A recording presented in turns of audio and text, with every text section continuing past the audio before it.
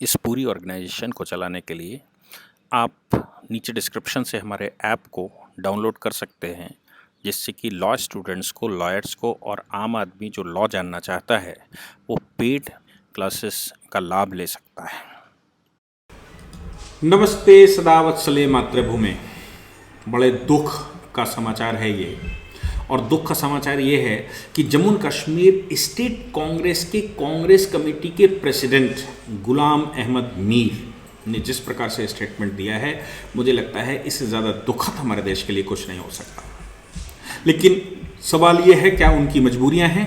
हाँ, ये जरूर ध्यान रखना चाहिए कि मरता क्या न करता, ऐसा भारत में फार्मूला बताया जाता है। मरता क्या न करता मतलब कि मैं अगर पीछे एनालिस्ट पर जाता हूं तो कांग्रेस ने जिस समय 1947 में गवर्नमेंट बनाई, मैं कांग्रेस की बात जब करता हूं तो कांग्रेस आंदोलन की बात नहीं करता। मैं जब कांग्रेस की बात करता हूं तो नेहरू के द्वारा संचालित कांग्रेस की बात करता हूं। जब मैं कांग्रेस की बात करता हूं तो इसका मतलब ये हो गया गांधी की वो कांग्रेस नहीं है। गांधी के बाद जो पॉलिटिकल कांग्रेस है, जिसने देश की बर्बादी के लिए जिसका महत्वपूर्ण योगदान है, मैं उसकी बात कर रहा हूं।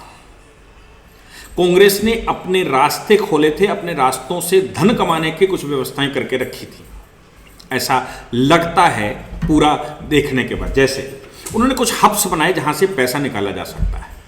जैसे उन्होंने जम्मू कश्मीर को इस प्रकार से इस स्थिति में बनाया, नॉर्थ ईस्ट के कुछ स्टेटों को इस स्थिति में बनाया, केरला को इस तरह से डेवलप किया, या और जो सेंट्रल एडमिनिस्ट्रेड शेड्यूल्ड एरिया हैं उनको ऐसे डेवलप किया, और वहाँ पर सीएजी की एक्सेस नहीं जाने दी, वहाँ पर सीबीआई की एक्सेस नहीं जाने दी, वहाँ पर सेंट्रल एजेंसियों को नहीं जाने दिया, और वहाँ पर अपने ही लोगों के द्वारा, ऐसा लगता है कि अपने ही लोगों के द्वारा वहाँ एक मूवमेंट खड़ा किया गया और हर बार उनको पैसा दिया गया। जम्मू कश्मीर में मैं आपको बता दूं कि जब मनमोहन सिंह जी वहाँ पर जाते तो काली पट्टियां दिखाई जाती हैं, तो साथ में वो 5,000 10,000 करोड़ रुपया साथ में लेकर जाते हैं और अनाउंसमेंट करके आते हैं कि जम्मू कश्मीर के लोगों को हम 10,000 करोड़ रुपया देते हैं। यानी कि जम्मू कश्मीर राज्य के अंदर कांग्रेस शासित जो केंद्र में सरकार बैठेगी, जम्मू कश्मीर राज्य में अगर कोई डिमांड करेगा, कुछ डिस्टर्बेंस होगा, तो उनके पास एक रास्ता है कि वो उनको धन देंगे और उसका कोई हिसाब नहीं लेने देंगे, ऐसा लगता है। मैं आपको बता दूं कि पीछे 370 का जो डाइल्यूशन हुआ, 35 कैपिटल ए खत्म किया गया, प्रेसिडेंशियल ऑर्डर 1954 खत्म किया गया, जिसमें ये सब गड़बड़ करके रखी गई थी। जम्मू कश्मीर के जो एडमिनिस्ट्रेशन है उसको सुपर पावर दी गई थी, जो सुपर पावर भारत सरकार के पास भी नहीं थी, उससे ज्यादा पावर्स ट्रांसफर की गई थी। किसने की? भारत सरकार ने की। प्रेसिडेंशियल ऑर्डर से की, पार्लियामेंट भी नहीं गए, प्रेसिडेंशियल ऑर्डर से वो पावर्स जम्मू कश्मीर राज्य को दी गई। इन पावर्स का इस्तेमाल करते हुए उन्होंने लैंड टू द टिलर्स पास कर लिया। यानी कि हिंदुओं के पास जो जमीनें हैं, उन जमीनों पर यदि मुस्लिम आबादी बढ़ गई तो वो वहां कर्मचारी की तरह काम करेंगे, क्योंकि आबादी बढ़ेगी तो रिसोर्सेस कम होंगे। यानी कि आप कहीं ना कहीं लेबर क्लास बन जाएंगे। लेबर क्लास वही थी, तो लैंड टू द टिलर्स पास करके उस लेबर क्लास को वो सारी लैंड हिंदुओं को दे दी गई। इन डिस्टर्बेंसों में जम्मू कश्मीर राज्य के अंदर जो रिफ्यूजीज वेस्ट पाकिस्तान से लोग आए थे, वेस्ट पाकिस्तान मतलब आज का पाकिस्तान से लोग आए थे, वो आज भी वेस्ट पाक रिफ्यूजीज के नाम से जाने जाते हैं। उनको वहां पर वोट डालने का भी अधिकार नहीं, पंचायत में भी वोट डालने का अधिकार नहीं दिया। जो स्वीपर्स पंजाब से मंगाए गए 1956-57 में, उन स्वीपर्स को भी वहां अधिकार नहीं दिए गए। मतलब they can get the degree of PhD और they are the doctor for the sweeper work only. वहां पर था कि आप डॉक्टर बन जाएंगे, आप पीएचडी करके आएंगे, आप इंजीनियर बन जाएंगे, आप प्रोफेसर बन जाएंगे, लेकिन जम्मू कश्मीर राज्य में जब घुसेंगे तो for the sweeper work only, यानी कि वो प्रोफेसर अपनी प्रोफेसरी स्वीपर के काम में लगाएगा। ऐसा उस राज्य को जकड़ कर रखा था। और पाकिस्तान से जो लोग आते थे उनके लिए कॉन्स्टिट्यूशन ऑफ इंडिया के आर्टिकल 7 में एक प्रोविजो जोड़ दिया गया था, और उस प्रोविजो के तहत जो लोग वहां पर आएंगे, जम्मू कश्मीर राज्य उसको डोमिसाइल दे देगा तो वो भारत का नागरिक माना जाएगा। ऐसी व्यवस्थाएं करके रखी थी। और फिर जब 1990 हुआ तो 1989-90 में हिंदुओं को वहां से वैली से निकाला गया, और ऐसे 5 लाख से 10 लाख लोग वहां से आए, और उनकी जो बची हुई लैंड थी, जो पहले से लैंड टू द टिलर्स में जमीनें कब्जा की गई थी, उसके बाद अब ये लोग निकले तो बाकी लैंडें भी कब्जा कर ली गई। उनके लिए रोशनी एक्ट जैसे कानून बनाए गए और उन लैंड्स पर उनको ओनरशिप दे दी गई। इसके अलावा सरकारी लैंड को कब्जा करने के लिए, ताकि वो मिलिट्री एक्सेस ना हो, वहाँ पर सिक्योरिटी फोर्सेस काम ना कर सकें, वहाँ पर चारों ओर से जाल बिछाया जा सके ताकि सिक्योरिटी फोर्सेस वहाँ कभी अपने ऑपरेशंस ना कर सकें। इसलिए रोशनी एक्ट पास करके 2001 में 120 लाख केनाल प्रॉपर्टी दे दी गई और बहुत बड़े घोटाले किए गए। 25,000 करोड़ का घोटाला माना गया है। सीएजी ने उसको 25,000 करोड़ का घोटाला माना। ऑनरेबल हाई कोर्ट ने अभी जब इन्वेस्टिगेशन लिखा, सीबीआई को मामला दिया, तो भी 25,000 करोड़ का घोटाला कहते हुए उन्होंने किया और कहा रोशनी एक्ट हर हालत में अनकॉन्स्टिट्यूशनल है, क्योंकि ऐसे प्रॉपर्टी का डिस्ट्रीब्यूशन और दूसरे की जमीन पर कब्जा करके उनको ओनरशिप दी ही नहीं जा सकती। सरकार का दायित्व बनता है, अगर कोई लैंड पर किसी ने कब्जा करके रखा है तो सरकार खाली करवा के दे, इंप्लीमेंट करवाए कि किसका राइट उस पर बनता है। लेकिन सरकार ने उल्टा किया, राइट जिसका है उसको उस राइट से महरूम करते हुए जो उस पर काबिज हो गया गलत तरीके से, उसको वो ओनरशिप दी गई। अब जब आप 370 हटा देंगे तो ये सारे प्रोटेक्शंस वहां से खत्म हो जाएंगे। जब प्रेसिडेंशियल ऑर्डर हटा देंगे तो सारे प्रोटेक्शन खत्म हो जाएंगे। भारत केंद्र की पार्लियामेंट से बने प्रोग्रेसिव लॉज वहां पर अपने आप लागू हो जाएंगे, और अगर प्रोग्रेसिव लॉज वहां पर अपने आप लागू हो जाएंगे तो ये सब घोटाले खुलकर सामने आ जाएंगे। क्योंकि आप तो पहले सीएजी को भी वहां इन्वेस्टिगेट नहीं करने देते थे, आप पीएजी के नाम से वहां इन्वेस्टिगेट करते थे। आप तो वहां मीडिया एक्सेस भी केंद्र की नहीं होने देते थे, वहीं के रिक्रूटमेंट करना पड़ेगा अगर केंद्र की कोई मीडिया है। इसमें 4 चांद लगाया। गुलाम नबी आजाद की सरकार बनी। गुलाम नबी आजाद की जब सरकार बनी 2007 में, उन्होंने क्या किया कि रोशनी एक्ट में 10 कैनाल की जगह 100 कैनाल कर दिया। अब सब कुछ ठीक चल रहा था।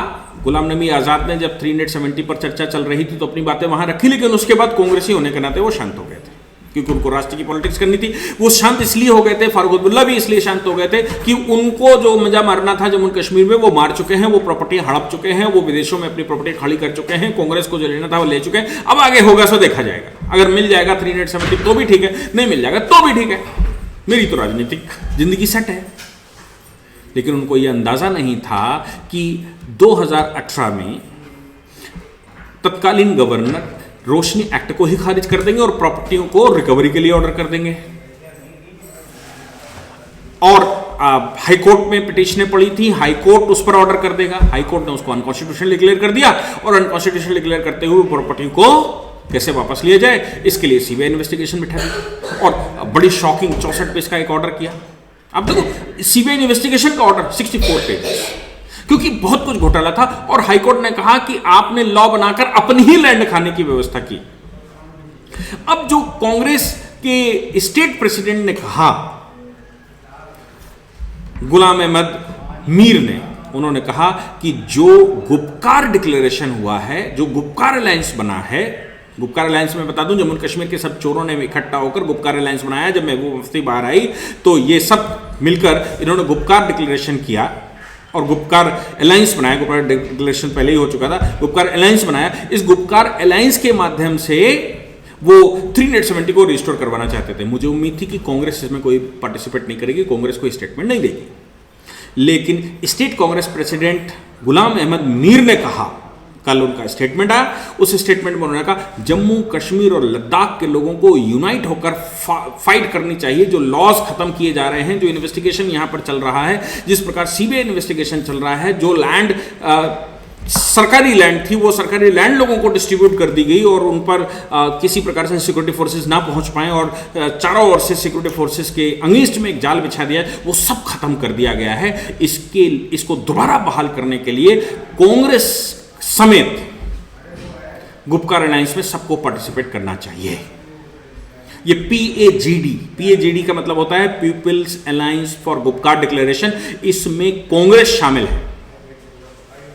उन्होंने कहा कि हम इसमें पार्टिसिपेट करेंगे, जम्मू कश्मीर कांग्रेस इसमें पार्टिसिपेट करेगी और पार्टिसिपेट करते हुए हम पुनः इसको स्थापित करवाएंगे, 370 को दोबारा पूरे स्ट्रेंथ में लेकर आएंगे और 35 कैपिटल ए जैसे कानूनों को लेकर आएंगे जिसने पूरे देश को डिस्टर्ब करके रखा था। जम्मू कश्मीर के 5 लाख लोगों को डिस्टर्बेंस करके रखा था, उनको वहां पर वोट डालने का भी अधिकार नहीं दिया, उनको एक स्वीपर की जिंदगी जीने के लिए मजबूर किया। बच्चा पैदा होगा तो स्वीपर पैदा होगा, वो कुछ और नहीं कर सकता, उसको केवल और केवल स्वीपर का काम करना है वो ऑक्सफोर्ड से डिग्री ले आए, वो दिल्ली यूनिवर्सिटी से पीएचडी की डिग्री लेकर जाए, वो किसी भी अच्छी से अच्छी यूनिवर्सिटी से पीएचडी या वो प्रोफेसरी करके जाए, इंजीनियरिंग करके जाए। जम्मू कश्मीर राज्य में जब घुसेगा तो जम्मू कश्मीर राज्य में वो सिर्फ स्वीपर के नाम से जाना जाएगा, यानी कि जन्म से हिंदुस्तान में एक राज्य ऐसा है जो जन्म से किसी व्यक्ति को स्वीपर घोषित करता था कॉन्स्टिट्यूशनली।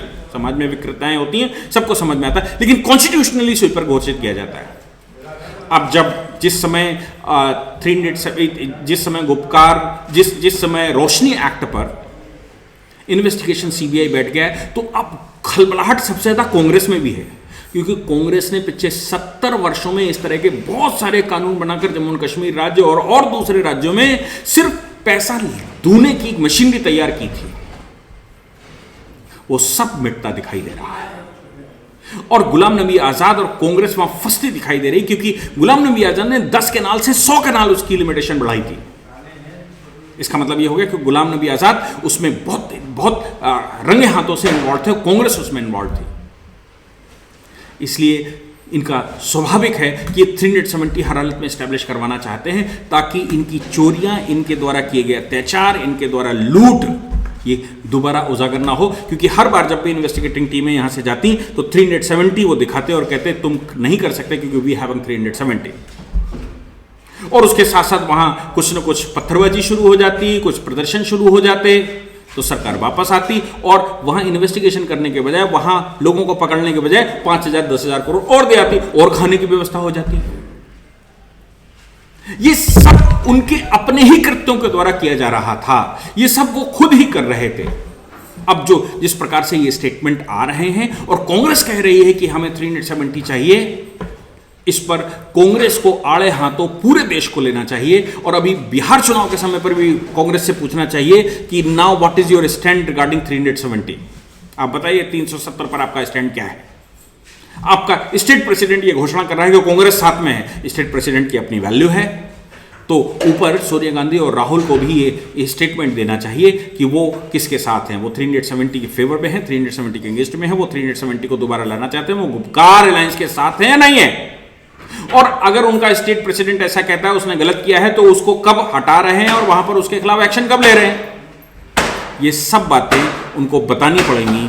मैं बता रहा हूं कि कांग्रेस इन सब के पीछे है और आज भी कांग्रेस मानने को तैयार नहीं। जिस प्रकार से कांग्रेस ने 3A के प्रोटेस्ट भड़काकर देश में आतंक मचाया था, वो अब जम्मू और कश्मीर को हथियार बनाकर ऐसा करना चाहते हैं। और एक कम्युनल वायलेंस जो उनका आज़ादी से पहले का गेम रहा है, उस कम्युनल वायलेंस में वो बहुत कुछ करना चाहते हैं। इस देश को उनसे सवाल पूछना चाहिए। Thank you very much.